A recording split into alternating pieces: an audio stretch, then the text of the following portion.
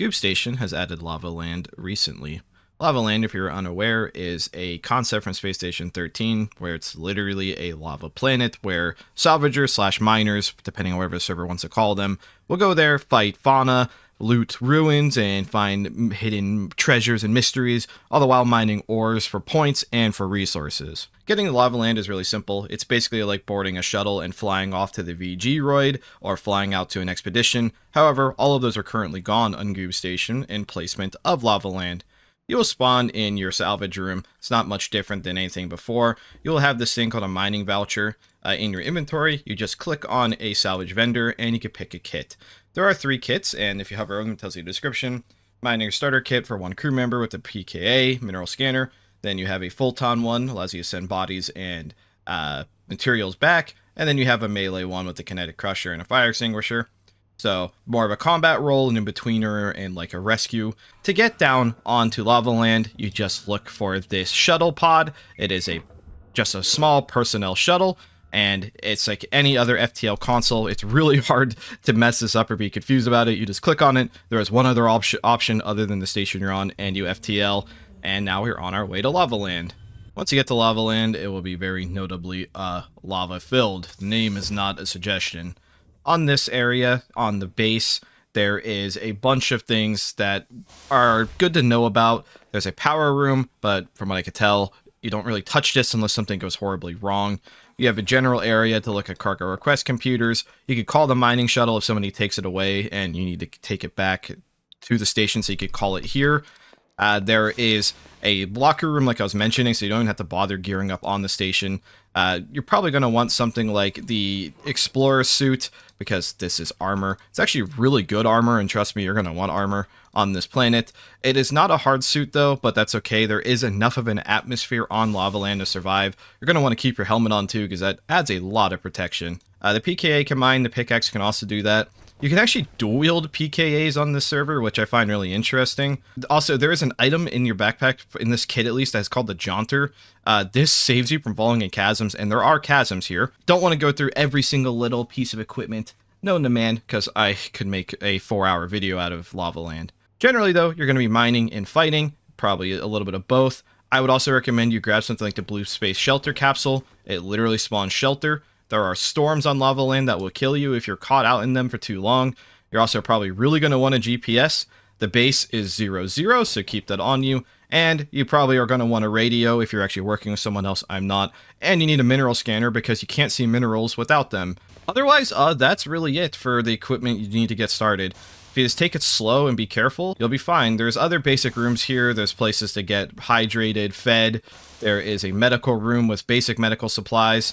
And once we mine and earn more points, we could purchase our own. But in the beginning, you have no points. So you just have to get out there and get to it. If we just use a gas analyzer really quickly, you can see what I'm talking about. There is an atmosphere. It's not enough to kill you, but it's hard to breathe here. There are areas in Lavaland that are large stretches of land like this. Then you'll find ores like this.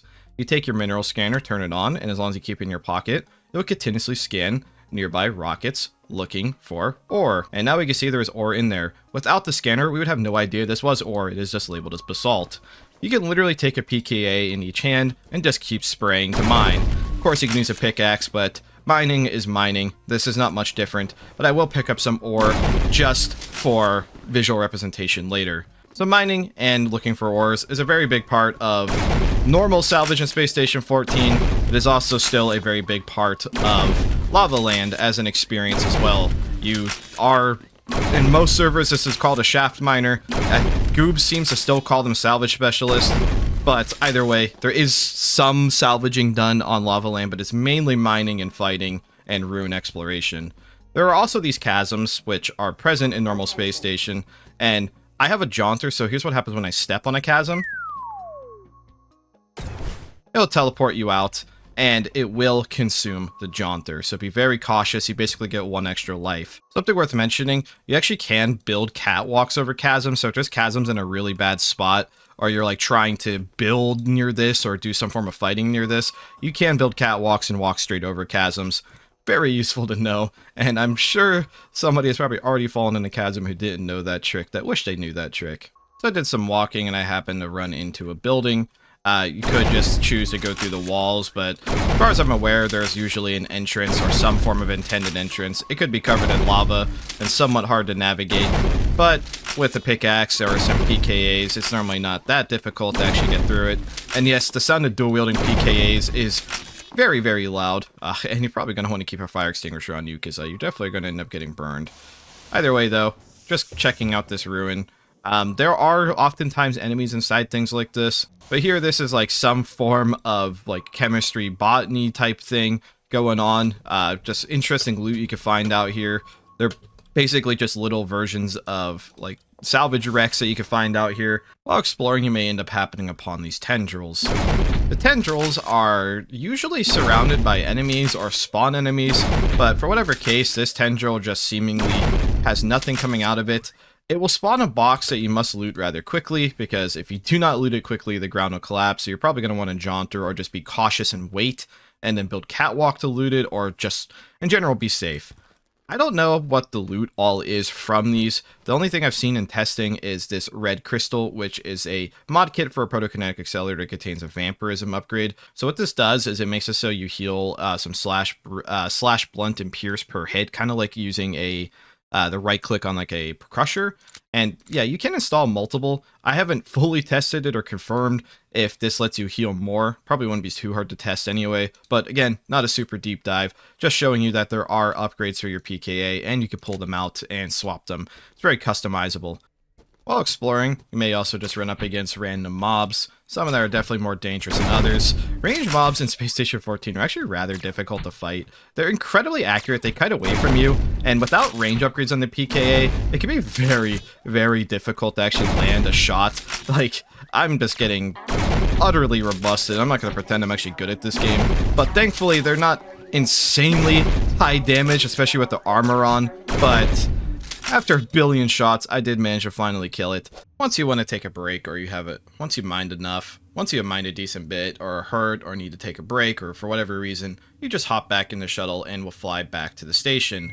I would definitely recommend you don't stay away for too long, because the materials are essentially stuck on Lavaland if you don't bring them back. Goob Station uses a system called an ore silo, and I'll explain that really quickly when we get back. But you really want to be bringing these ores back, A, to upgrade yourself, and B, assist the station and, well, complete your job of actually getting material slash, even potentially money for the station. Once you're back on the station, just like most servers, you would just put your unprocessed ore inside of the ore processor.